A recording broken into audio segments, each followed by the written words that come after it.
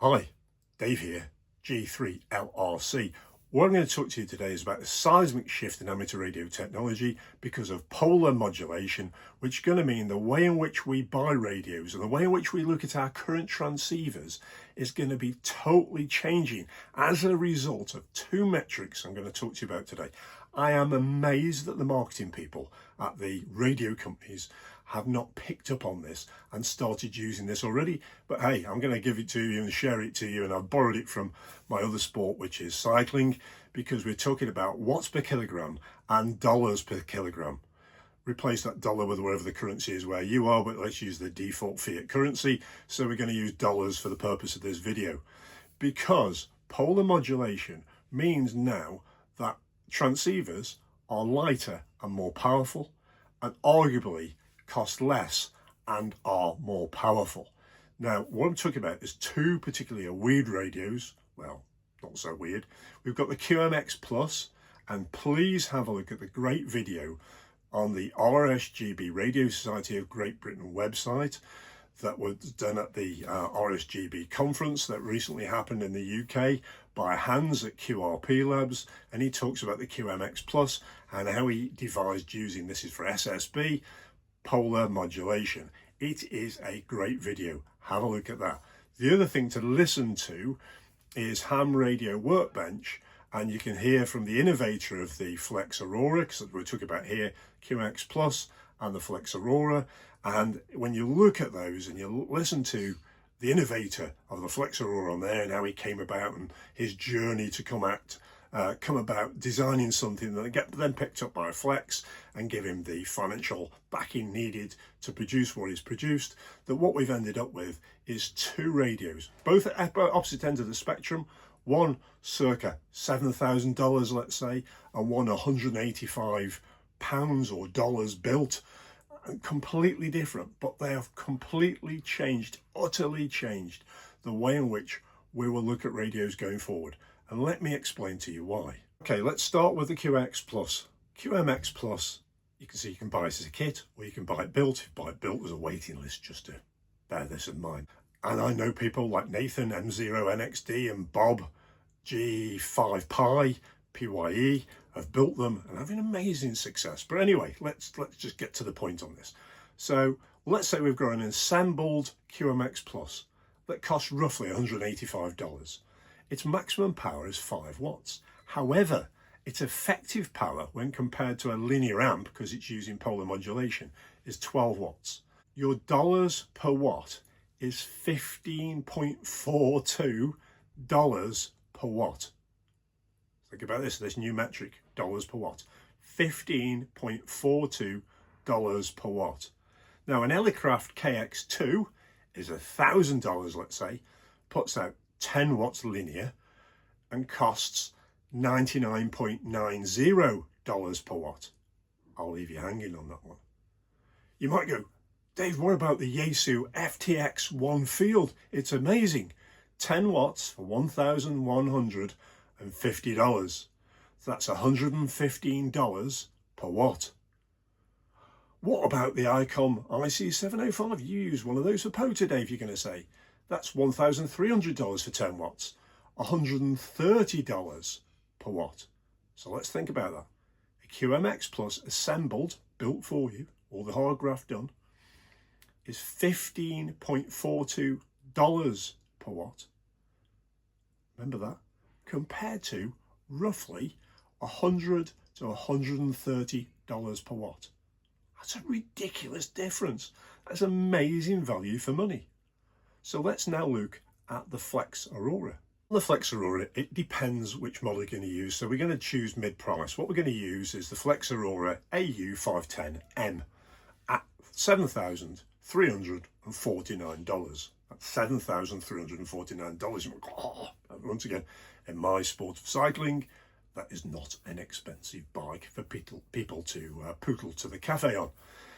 The max power from that Flex Aurora is 500 watts. Okay, so let's think about the competition. You got the Yaesu FTDX101MP. What a mouthful. Wouldn't it be great to just give it a name? That is just over $5,000, $5,200, and puts out 200 watts.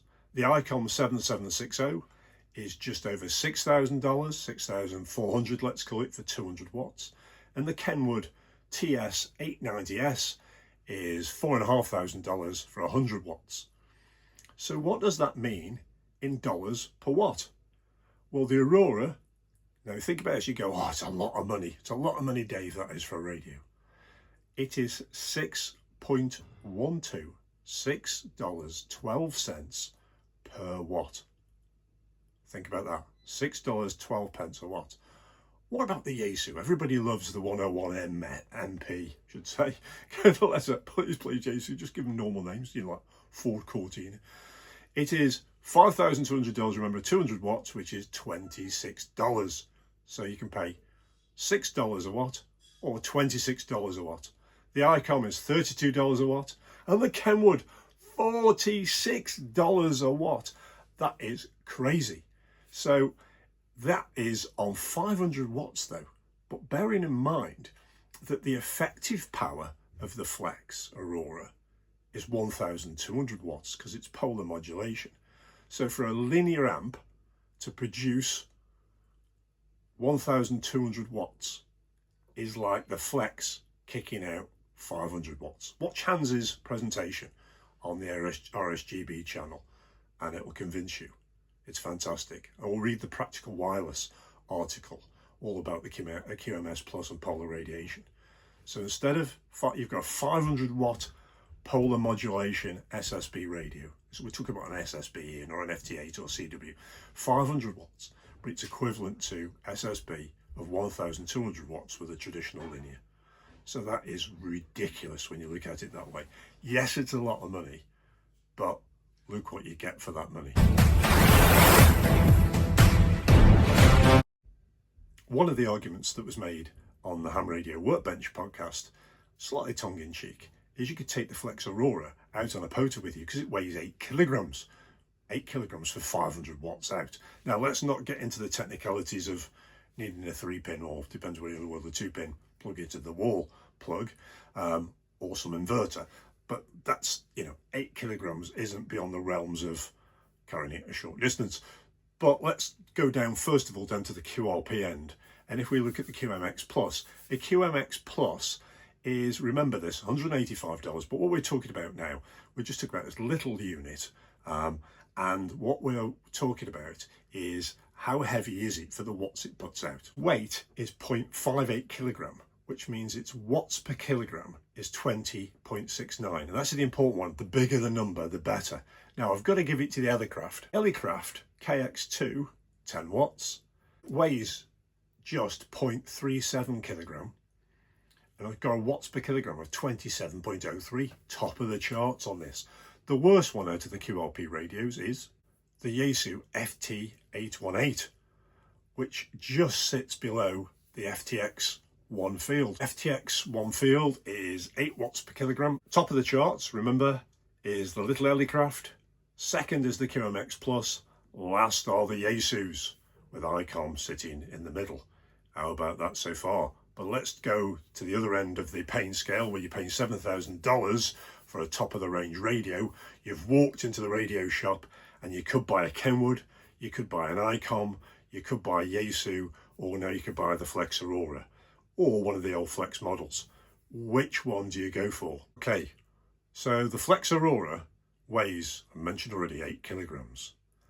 So you're getting the equivalent to 1,200 watts. So that is 150 watts per kilogram. Remember, it's 500 really, but you're getting 150 watts per kilogram. And you're going to realize what I'm going to tell you next. It doesn't matter if it's 1,200, it's 500. Comment below if you don't agree. 1,200 or 500 doesn't matter, because this difference is significant. Yaesu 101, 16.67. Remember, 150 watts per kilogram. 16.67. The ICOM, 11.05 watts per kilogram. Lastly, the big chunky Kenwood, which I've got to say is quite efficient on electricity. If you look at electricity figures, maybe another video. If you want to know the actual figures, comments below, and I'll do something else. But 6.33 watts per kilogram.